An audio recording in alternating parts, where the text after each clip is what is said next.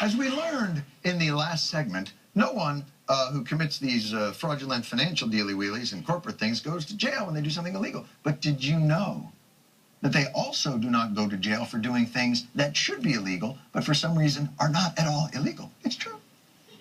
Case in point, a few weeks ago, Bloomberg News broke an unbelievable story. It's a tale of two companies. First, Blackstone, which does sound like it should be an evil wizard's castle, but is actually a private equity firm, so same deal. Anyway, the second company, Codair, which runs betting parlors and racetracks all over Europe, classe. Early this year, Blackstone bought something called a credit default swap on debt that Codair owed to a third party, which means Blackstone would make money if Codair blew a loan payment to the other guys. So far, so good. Then a short time later, Blackstone offers Codair a $100 million loan with the condition that Codair pay the other loan to the other company late. The loan Blackstone had already bet that they would in fact pay late.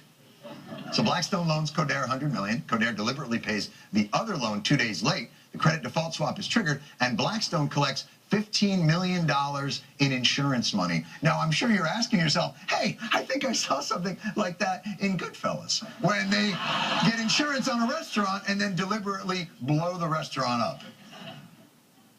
But in Goodfellas, it was illegal. In the financial world, it's above board. For more, we turn to senior financial correspondent Samantha Bee. Sam!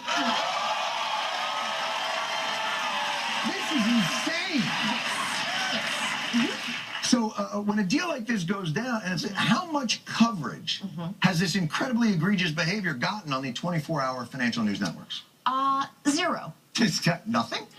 Bupkis. Oh, wait, there was, nothing. Really? 600 television channels, 3 24-hour financial news networks. And no stories. I know, it's crazy. Yes. But they are not going to get away with it. Go get them. Roll the tape. What Blackstone did was clearly a huge story, but apparently the business network's eager young reporters and crazy old codgers have better things to explain. I went to the New York Times, the paper of record, to find out why all those TV ass wouldn't cover it. This is a very complex story, and it takes a lot to unpack it.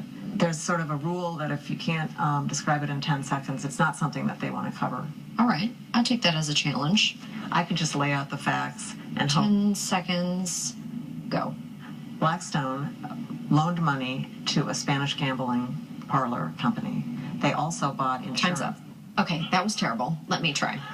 And rich ass want all the money for themselves. Oh my God, I've got 7 seconds left. Baba booey, baba booey, baba booey, baba booey, baba booey, baba booey, baba booey, baba booey, baba booey. Done. Easy. Luckily, Pulitzer Prize-winning paper journalists like Gretchen were willing to blow the whistle on Blackstone's malfeasance. So this is a huge story. How did the New York Times cover it? New York Times didn't cover it.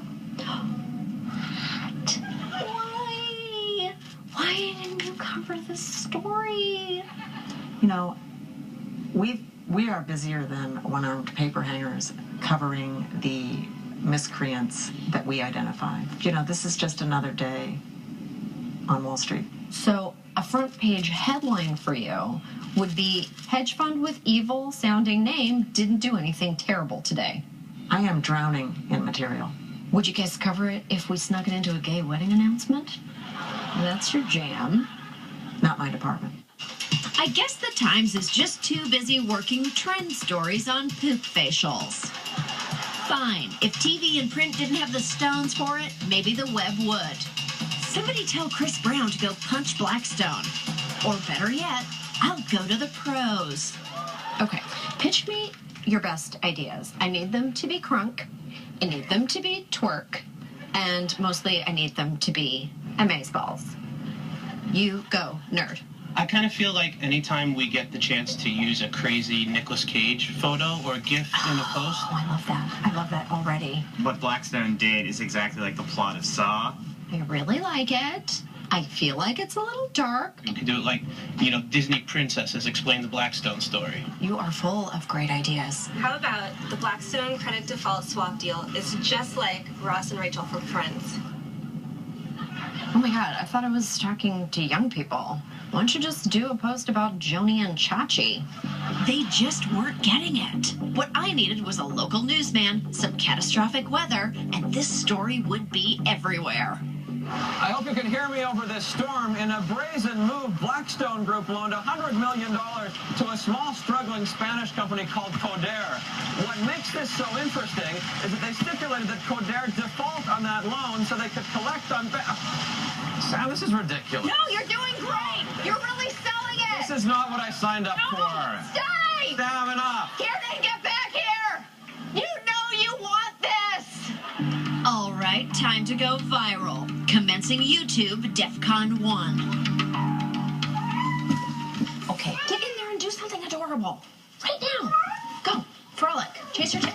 Okay, the kittens are not listening to me. I had tried almost everything. Hey, how do you lose page views? There's nothing better than kittens. I came in like a... Oh, well, except for this. I knew what I had to do. Blackstone loaned money to this other company called Codera and got them to purposely miss a debt payment, triggering a credit event, so that Blackstone could cash in on a credit default swap they had made, betting Codera would default. Oh, God! Blackstone had $15 million. Ouch! And it was totally legal. And these are the kind of shady deals that got us into the recession in the first place. Are you listening now? Is this what you wanted? Fine. Drink